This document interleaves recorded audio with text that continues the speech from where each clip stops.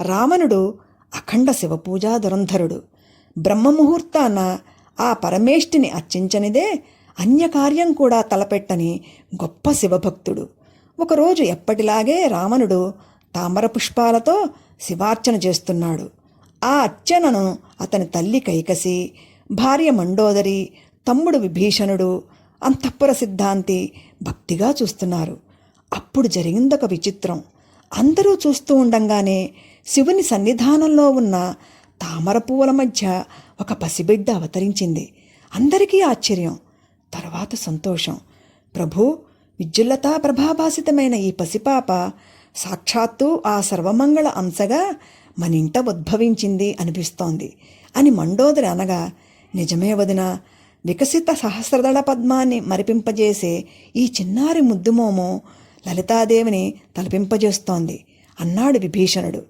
సత్యం చెప్పావు విభీషణ, ఈ బాల సాక్షాత్తు ఆ బాలాత్రిపుర సుందరే, సందేహమే లేదు అంది కైకసి.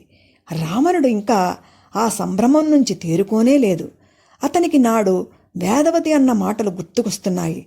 అలానే ఆ పసిపాపను చూస్తున్నాడు.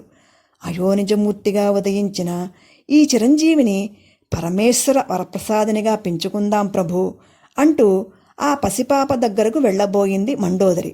ఆగు మండోదరి అని రావణుడు ఆమెను వారించి అంతఃపుర సిద్ధాంతిని చూసి, సిద్ధాంత శిరోమణి, వర్తమాన కాలగణన చేసి ఈ బాల భవిష్యత్తుని వివరించండి అన్నాడు.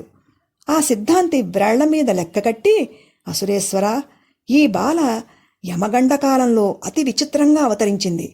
ఈమెను చేరదీసి పెంచుకుంటే లంకకే చేటు.